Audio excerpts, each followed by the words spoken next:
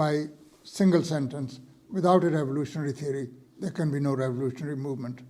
Those people who are serious about changing this society, not within the parameters of capitalism, but going beyond it and going towards socialism, they need to learn and to master revolutionary theory. Revolutionary theory by itself doesn't carry you far, but the working class needs to organize itself. And the working class cannot organize suddenly all by itself. It wouldn't be the case that one day working class wakes up and says, we need to get rid of capitalism, and why don't we all get rid of them? So these are the two most indispensable tools that the working class must have. Revolutionary theory, first and foremost, and secondly, a revolutionary organization.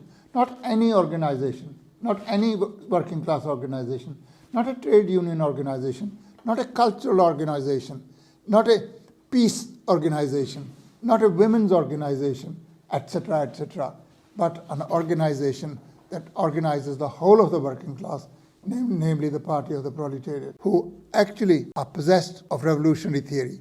People who are dedicated to the work, people who are disciplined enough to work under the discipline of the organization, people who will carry out the decisions of the party, decisions which are binding on everyone, higher and lower. It's a book which actually has laid the foundation for what we call subsequently democratic centralism. There's democracy in the sense that decisions are taken after a free, unhindered discussion within the party.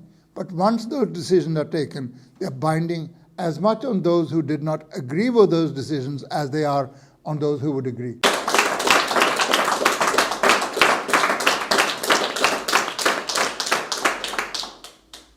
And Lenin sums up all the arguments that is put in this 200-page pamphlet by the following never-to-be-forgotten words. In its struggle for power, the proletariat has no other weapon but organization. Disunited by the rule of anarchic competition in the bourgeois world, ground down by forced labor for capital, constantly thrust back to the lower depths of utter destitution, savagery and degeneration, the proletariat can become, and inevitably will become, an invincible force only when its ideological unification by the principles of Marxism is consolidated by the material unity of an organization, which will weld millions of toilers into an army of the working class. Neither the decrepit rule, not to be confused with our comrade here, neither the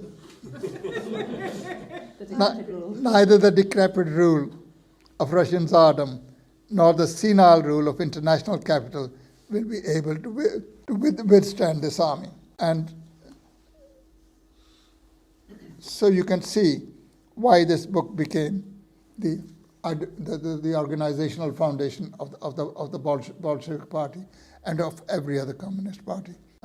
With that quotation, I end my contribution.